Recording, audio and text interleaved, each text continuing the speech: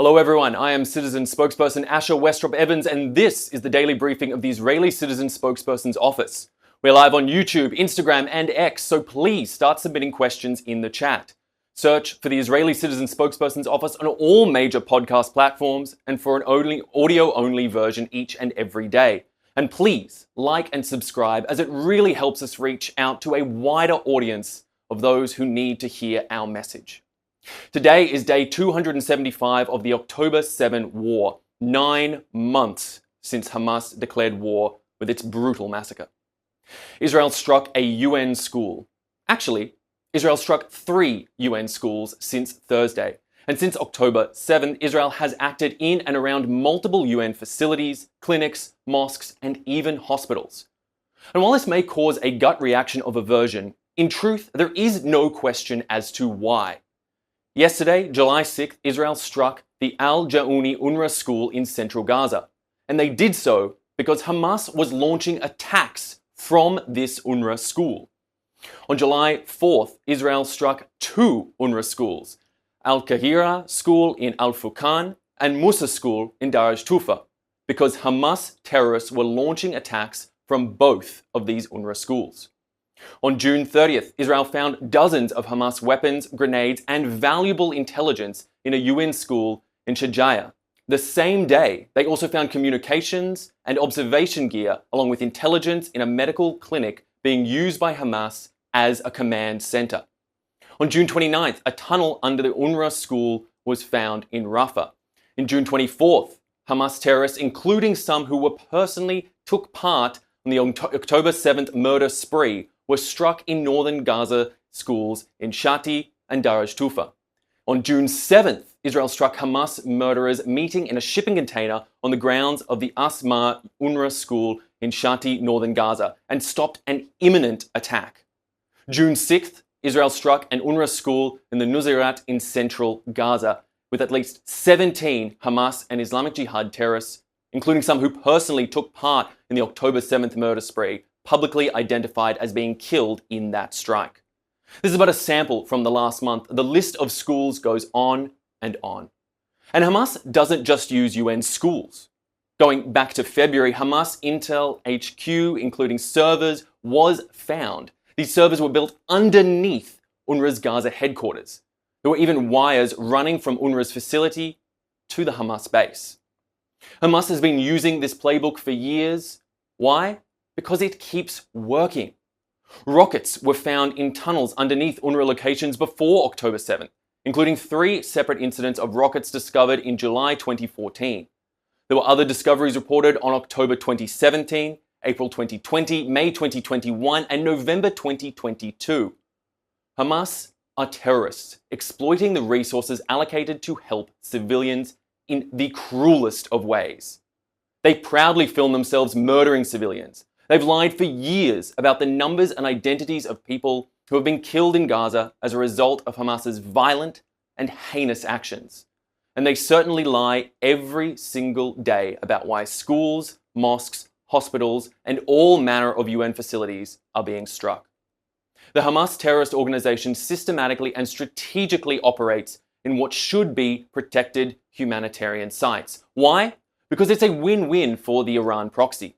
If they succeed in murdering Israelis, win.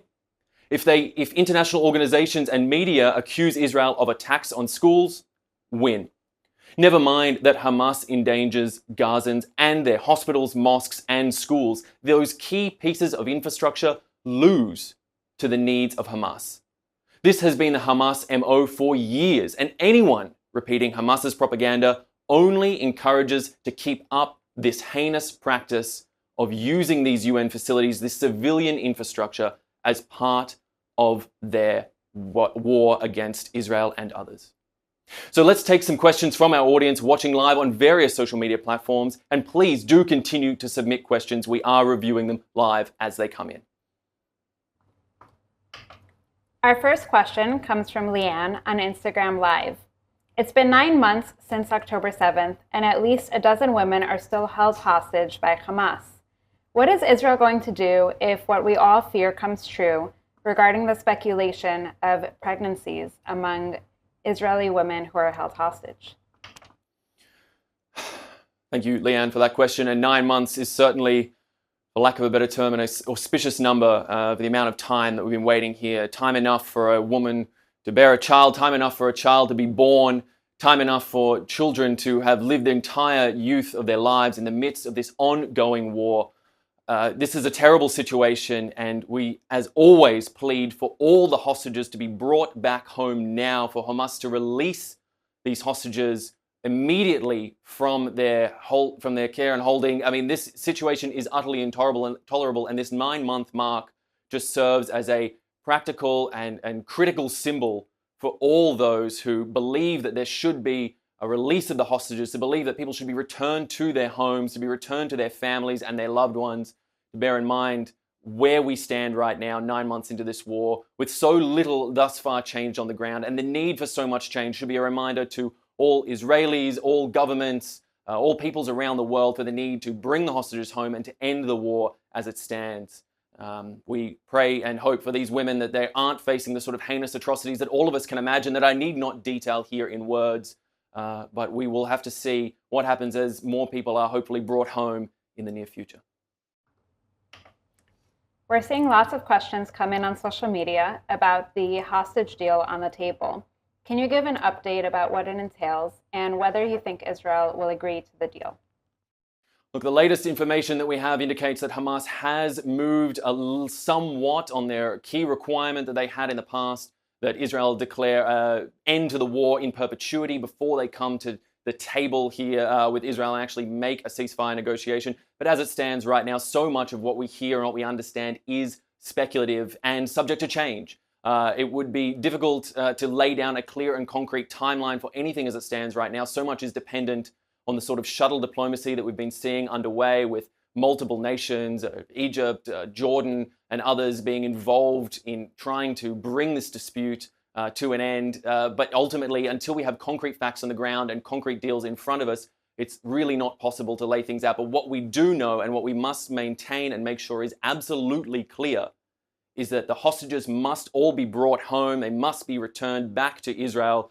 Unfortunately, that may mean alive or deceased at this point, but regardless, they must be brought back home as a precursor to any sort of deal. This is critical to Israel, to its people, and to being able to find any way to move forward in this terrible situation in the wake of the horrors of the October 7th massacre and what was faced by the people of Israel on that day. Our next question comes from Shuli on Instagram Live. Over the past 9 months, there have been a list of crimes committed by the UN or UNRWA against Israel. How can other world nations continue to be members of the United Nations? Well, surely, I mean, the question of the UN's actions is undoubtedly, one that should be held to account and one that needs to be questioned deeply as to the manner in which the UN moves forward, both on the ground, whether that be we're talking about UNRWA and the schools, hospitals, mosques that have been used as coverage and protection for Hamas operators and terrorists, or whether we talk about the actions that occur on the floor of the UN General Assembly or other areas. These places do need to be held accountable, and these institutions need to be looked at closely to understand what is happening in this seemingly a continuous campaign and targeted campaign against Israel, which began immediately in the wake of the October 7th massacre, when Israel was still reeling and dealing with an infiltration of invaders inside their own borders. That being said, this is the forum that is available for world leaders at the moment, and individual world leaders need to stand up and advocate for a better UN, for better policies to come out from them, and individually, unilaterally as countries, to step forward and say that they do not stand by these actions, they will not continue to support these actions, either financially, practically, logistically, however it may be, that they can put forward actions to help support the people of Israel and the actions of Israel in legitimately seeking to get their people returned home to them, who are now being held as hostages by the Hamas terror organization. Speaking about nations around the world, we have a question coming from Benji on Instagram Live. There have been many elections taking place around nations around the world, including the recent victory by the British Labour Party in the United Kingdom. How does Israel feel about this victory, and is Israel worried about the British Labour Party? Keir Starmer, as we just said, was just elected Prime Minister. The Labour Party now leads UK politics, now leads the UK government, should I say, in the wake of that election. And it's not for myself or for anyone in Israel to weigh in on the domestic politics of a particular nation decide whether a leader will or will not stand with or for Israel. But what we can say is that regardless of who is in charge in Britain, whether it be the Labour Party, whether it be the Conservative Party, no matter whom else it might be and what form of government is taken, Israel needs the support of the UK and so many other nations around the world. In fact, all liberal democracies certainly should be in support of their similar liberal democracy here in Israel to advocate for stringent policies that fight for the democratically elected governments to make sure that they are able to defend their people, to defend the sovereignty of their people, and to keep their citizens free from harm. Something that Israel is strongly advocating for, continues to fight for, is fighting for now in the border there with Gaza, fighting for in Gaza itself, and also fighting in the north against Iranian proxy Hezbollah, and on so many other fronts. Israel is a liberal democracy, I will say again, and it is critical that it is protected by its like-minded peers and sovereign nations around the world, regardless of who is particularly in power in the UK, US, across Europe, France, wherever we might be talking and otherwise. And I think this is a standard policy that should be reflected by all governments around the world. Our next question comes from Enrique on YouTube Live. Can you give an update on the situation in the north of Israel since last week? Enrique, thank you so much for your question. Look, fundamentally, we can talk about different situations that are occurring moment to moment, day to day, week to week. But as it stands right now, the situation in the north is thus: that Hezbollah still manages to maintain positions south of the Litani River in violation of the UN Security Council resolution. They do so continue to pose a threat to Israel and all the communities in the north of Israel who, as it still stands right now, with over 60,000 internally displaced people, Israel is unable to return its citizens back to their communities in the north of the country. The fact of the matter is, Enrique, and to all others listening, to all our viewers, it is important to note that this situation is untenable. It must be changed. And as we state repeatedly, Hezbollah must pull back or it will be pushed back by Israel. We must return to the UN Security Council resolutions, move back beyond the Litani River, create a peace along the northern border, which is something that Israel wants. We will not tolerate a militant Iranian proxy standing at our doorway. And frankly, this situation cannot go on as it is. What remains to be seen, as we see in the future, I guess time will tell. Our last question for today is from Deborah on Instagram Live. Given the hostage deal that's on the table, how can Israel honestly negotiate in good faith with terrorists?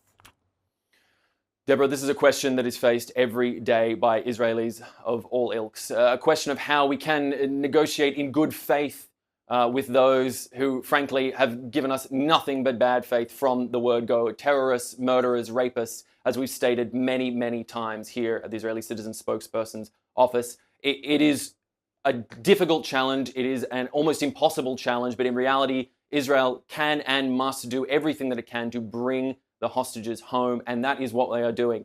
Whether that means dealing with bad faith actors all around, not giving any quarter where unnecessary, but understanding the realities and the pragmatic facts on the ground, which is what Israelis, again, of all ilks are attempting to do every day when they come to face the reality that they live in.